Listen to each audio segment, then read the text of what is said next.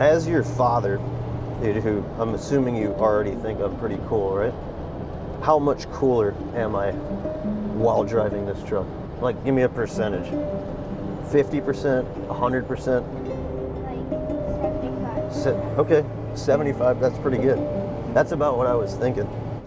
Man, one of the great things about this truck is that when you're just cruising around and you see guys in an AT4, GMC Sierra, F-150, you get the Raptor guys all over. It is just such a great feeling just to know how much more badass you are than them behind the wheel of this truck. I'm not gonna say, like, I'm not here to say that I'm like a cool dude. That you heard it from my son. I mean, this thing gives you some major cool guy points. If some high up dude at General Motors got behind the wheel of this thing and got to experience how absolutely amazing it is, I think they'd be figuring out a way to put this truck back into production. It's that good.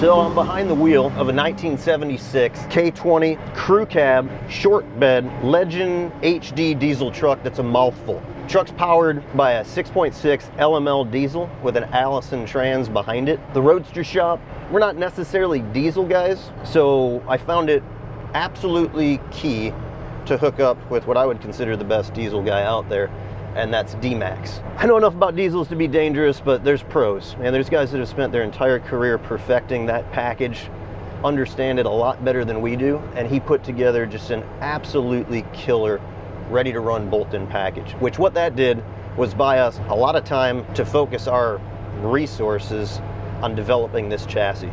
Because this chassis is not just a standard Legend truck chassis with a diesel in it, it's its complete own thing. And holy shit is it badass. So I had the concept, right? I want to do a 6.6 LML diesel in something. Knew enough about the motor to know that it's super swappable, right? From there, all I needed was the customer. So, great customer hits me up, says, I have this truck. Would you be interested in building it? Abso-fucking-lutely, okay? Absolutely. Wanted a diesel in it, so sometimes you just get lucky. This was one of those situations. And this is a guy who's had a ton of amazing cars. I mean, cars built by some of the top builders in the country, including us. Great guy to deal with, awesome customer that's gonna drive the shit out of this. Fortunately, he allowed us to make this a reality. All these things take a great customer to turn them into actual physical, tangible items. And that's exactly what we had here. So as soon as we took delivery of the truck, me and Mike O'Brien went to the drawing board. Very first thing that I decided to do was just grow everything. You can't have a crew cab and just put it on like a 1500 style chassis with 35-inch tires.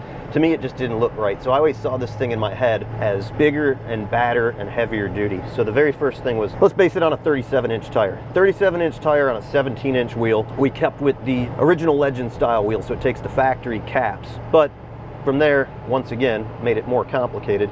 We turned it into 8-lug, all modern GM 8-lug, and then we scaled the cap up to a, I want to say it's 11-inch. It was the HD, the larger diameter, the 3/4 ton cap from back in the day. So found a cherry set of NOS caps, and that's what kind of made up the wheel and tire package. And I've talked about it a bunch in the past that pretty much when we go into a product or a car build, the tire size dictates and creates the entire build. So setting this up on a 37-inch tire, it has helped establish the ride height, helped establish just the overall silhouette of the truck. And from there, things just kind of snowballed, right? I wanted it to be bigger, I wanted it to be badder, so it had to be all 2500 stuff. The problem with the 2500 stuff is that you've got a torsion bar front suspension. So retrofitting the control arms, like we do on the Legend 1500 trucks, was no longer an option. So what we did was fabricate some unbelievably badass control arms. Big fabbed lower control arm. It's got a little bit of a trophy truck look to it. Upper A arms fabbed as well. And that all wraps around a, say it's a 10-inch stroke, 2.5-inch body Fox remote res coilover. So all that kind of establishes the front suspension, but these were steering boxes. So one thing that carried over was the steering rack from the 1500. Integrated the steering rack into this to create what I think is just an unbelievable front suspension package. Carried kind of the Legend recipe front to back, but everything scaled. The frame rails themselves, they grow up to, I want to say it's an 8-inch rail, 1/4-inch wall, big heavy duty stuff. In an effort to make the ride quality really good, we utilized the leaf spring out back that comes out of a 1500, but it's the trailering leaf. So a little bit heavier duty, and it just so happens, there's a little bit of guesswork in that leaf spring stuff. I mean, you can check the spring rate and things like that, but until the truck's done, you just don't know. Well, it just so happens that we nailed it. So right out of the gate, these leafs ride unbelievably well. They're dampened by Fox shocks out in the back. And to make this thing hold up to the job, to be hauling heavy loads, hauling trailers, using it like a 2500 truck, put a pair of helper bags on each corner in the back. That allows us to integrate a fifth wheel gooseneck assembly in the back. They're interchangeable. Kind of last minute after the chassis was built, the customer reached out to me and he said, hey, you know what I want to do with this truck is when I'm not daily driving it, because I do want to daily drive it, I want to be able to hook my horse trailer up to it and pull my horses. So we integrated a super well engineered hitch assembly. There's some great photos of how that all came together. We'll plug some of that stuff in here because yeah, just overall, just a killer setup out back. You've got access to a lot of modern stuff. So the hitch assemblies, they've come a long way. B&W, BW, not exactly sure of the make, but they do a great interchangeable kit. So you can lift the fifth wheel assembly out, swap it out with a gooseneck hitch, and just makes for an overall like super functional package for towing whatever you want to tow. So the chassis, as I said, the most important thing here, which we totally, I touched on and then I blew over it, is the Duramax package. But what we did with the Duramax package was take basically everything from that GM truck and integrated it into a brand new, completely engineered core support. So it uses the intercoolers, the transcooler, the radiator assembly, all factory GM components. So this is essentially, under the hood, a brand spanking new GM truck. The focus under the hood wasn't necessarily show truck. It was just modern wash and wear truck. So you'll see that it's got some plastic shrouds on it. There's some exposed harness, some things are covered, but it's not overly showy. The idea here isn't to back this thing into a good guy show, pop the hood and put mirrors under it. It's more to close the hood and take it on a road trip with your trailer and drive 1,000 miles. So wash and wear is the answer. Keeping everything satin black, everything super serviceable, super cleanable, and that package as a whole, to me, I like the look of it too. It just looks like very well thought out. You can take these Duramaxes, I mean, you can turn up the wick, you can build the heck out of these things and make big power, but this gets it done. It's reliable, it's civilized, it's quiet, and it's got the torque and the power to do anything you want it to do. I'd say that the rock stars on this one, probably the chassis guys. There's a lot of fabrication, lots of parts and pieces to make up this chassis, and seeing that chassis just on its own, I mean, it is a beautiful piece. The front suspension is just like jaw-dropping to me. It's so well thought out, so well engineered. Big tip of the hat to Mike O'Brien, who spent God knows how much time engineering this, really thought it through. Nothing was left untouched. There are no surprises. This thing chassis went straight to powder coat. The cab never was mated to the chassis prior to that. Made the modifications to the fenders off of 3D printed molds, bedlined the bottom of the truck, and this thing just kind of came together as like a final assembly project. Usually these trucks, these vehicles, we build them almost completely in bare metal to make sure all the fit is there, right? You've got every bracket, every hole, everything you kind of got to figure out on the fly. The engineering that goes into this, there's no question. So you can run through this thing front to back. Everything's documented, everything has a print. From the outside looking in, it looks like a crusty old truck on the outside being patinaed, but the engineering's just miraculous that went into this. I mean, there's other stuff out there. There's plenty of guys who have swapped diesel motors into old cars, old trucks, so it's not like we're setting the world on fire with that. It's not that it's the most innovative thing out there, but the way we did it certainly is. The level of just OEM integration, it's truly remarkable, and it's an engineering masterpiece. It really is.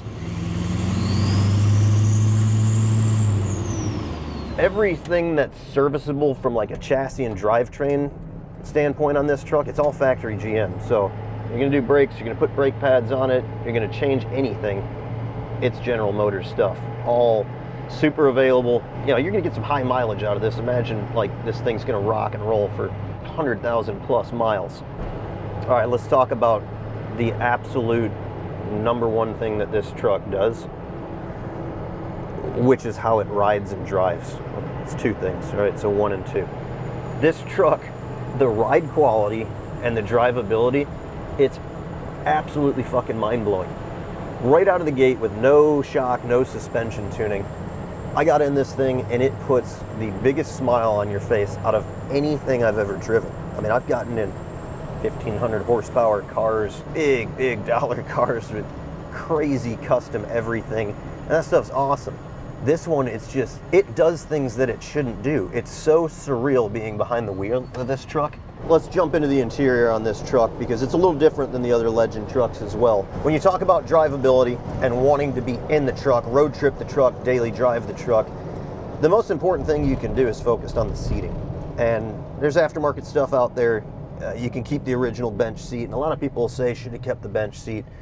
The reality is that you cannot compete with a modern day OEM seat. I couldn't even begin to tell you the amount of R&D and testing that goes into that, but it's just so much better. So much better, so much more comfortable, and it eliminates all that driver fatigue. When you're sitting in a seat and it's squeaking and you're squashing down in it and it's not bolstered and it's not holding you in, or it's just not like ergonomically supporting you, you get fatigued and you want to kind of just get out of the truck, regardless of how good it functions. So we took 2020 Chevy 1500 Silverado seats, which they came as a package, and it came with this center console, which is also like a little jump seat. And I was hesitant about using it. You know, to me, I thought that it looked too modern in the truck, but we pulled it apart, painted over all the plastic stuff, reupholstered it to match the seats, and it fits in this truck just absolutely perfect. Gives you some storage, which these trucks do not have originally. Gives you great cup holders, just a great spot to throw all your crap. Works out great. I mean, the interior package in this worked out killer, in my opinion. We sent this down to Florida. Miranda built. They put the interior in it. It's all their handiwork. A couple little RoadsterShop parts and pieces, some stuff that crossed over from the other Legend trucks, like our kick panels, our speaker grills, the tweeter grills up in the dash, all little 3D printed components. That stuff all crossed over. Same with the kicker head unit. Great piece, fits right into the factory square body dash. A little bit of trimming, 4 screws, and boom, you've got a Bluetooth head unit there. Super easy to use. Love the fact that it has an actual volume knob on it. Beyond that, you've got original door panels recovered with leather. Truck has this beautiful kind of like little bit distressed blue leather in it. It's contrasted with an Alcantara suede in the middle of the seat. What's cool about it is that they're super modern finishes. You don't see Alcantara in an old truck. You would never see leather like this in an old truck, but coupled together, it fits the theme somehow. It works really well, in my opinion. Some people might say otherwise, but yeah, as a whole, the interior I think looks bitchin'. Put these little Silverado plaques, chrome plated them, stitched them into the seat. It just kind of helps break up that seat. These trucks originally had little emblems in the back seat, so kind of ties back in with a little bit of that originality of it. The back, we did keep the original bench seat, very functional. That's probably the best thing about this truck, is having the crew cab. For most people, anybody that's got a bigger family or you want to jump in here with your buddies, so functional, man, having that back seat. Other stuff in the interior, standard Dakota digital gauge package, uses our Legend steering wheel. Put some of our controls in that factory ashtray. KC lights, rock lights, bed lights, USB charger, that stuff's all right there at your fingertips. Kept the factory map pockets, which in my truck, a nice old worn out map pocket is perfect cup holder. This truck's got great cup holders, so you don't need them. Planting an overhead console in it. Just a small little thing, you can throw your shades in it. It's got 2 little LED lights. And then some of the modern conveniences that we threw in this that we don't typically do in the other Legend trucks is, number 1, a backup cam. The other trucks have it in it, but it projects it on the kicker unit, which works well. But this being a little bit more wheelbase, it's a bigger, taller, wider, badder truck, so wanted more visibility. So we put the we integrated it into the rear view mirror. So when you put this truck in reverse, boom, you got your backup cam right there on the rear view mirror. Along with that, we've got parking sensors, front and rear. Probably the stuff that the comment section is going to be full of just absolute haters, but you grow like used to having those amenities. You know, as you're backing into a parking spot, it's kind of nice, right? Tells you when to stop.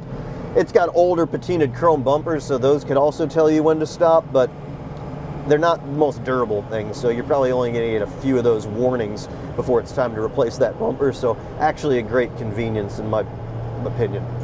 So the functionality of the truck, let's talk about that for a minute, because it's my job to shake these things down and put lots of test miles on it. So we're rolling over 435 miles right now. Try to get 500 miles on these before we deliver them. And what I like to do is spend time in it. You can't jump in a truck and just kick it around for 10 miles and then park it. You got to use it like it's supposed to be used. You got to use it like a customer's going to use it. You're going to get on the highway, you're going to do a little road trip, you're going to bomb around town in and out of parking lots. You want to put it through all the scenarios that a daily driven vehicle is going to see, because that helps you punch list it, and it ultimately helps you deliver a better truck to the customer. So Chris, the customer on this, is a super cool dude, so this will probably be the first time that he finds out about it, but I think he'll be totally cool with it. When you talk about using it like it's meant to be used, what better way than to take your son to motocross practice 45 minutes away and put his dirt bike in the back, right? It's perfect. You can figure out how to tie it down, how the bed handles you know, a dirt bike, which actually sneaks right in there next to the hitch, and at the same time you're getting some highway miles on the truck. So my son's my co-pilot. Wyatt's great at helping me just flog these trucks and see, you know, RoadsterShop cars, any RoadsterShop product, and he helps me punch list them. He knows all the little nuances. He's got the ear and the eye for it. So we jumped in, left the shop, went up to Lake Geneva, did some motocross racing, throw the dirt bike back in, bombed around the whole lake, went to lunch, ran a few errands, and then came home. So, you know, round trip, you're putting, man, I don't know, almost 100 miles on the truck. And you learn a lot, right? It speaks to the functionality of the truck. Let's see if my son wants to go for a little rip, because it would absolutely make his day. What's up, dude? All right, dude. You're gonna be a celebrity now. Put your seatbelt on, pal. All right, you get your pick between this and my Legend truck. Which one are you taking? This. Yeah, I'm with you. That's probably the worst thing about this truck, is that it just makes me really want it. And not that I dislike my truck, I just like this one so much better. All right, this is completely unrehearsed, but you've been in my truck, the new truck. Which rides better, this truck or that truck? This truck. Which is cooler? Brand new Denali, top of the line, has all the bells and whistles, or this truck? This truck. Yeah. What do you think makes it so much cooler? Shit looks cooler and rides better. Yeah. How about the sound? It sounds cooler You like that turbo spooling? too. Yeah. You know what we never did in this thing? What? We never did any kind of hole shot. So I don't really know like how this thing actually pulls from a stop. Should we go for it? Yeah, sure.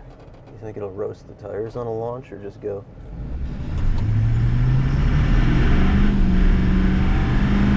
Little chirp there. That's not bad, huh? No. It's not like the LT4, but that pulls pretty good. Anything we need to fix? Anything we need to punch list?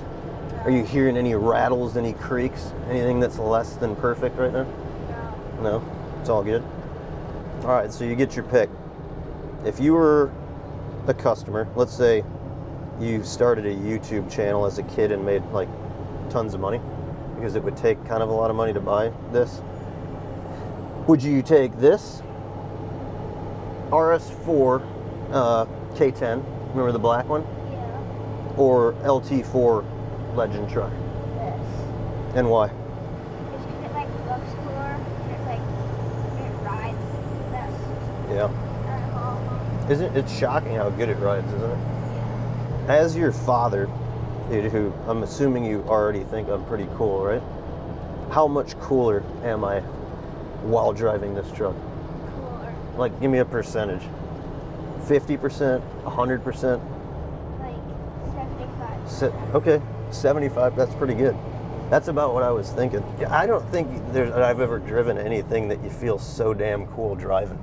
Really. All right.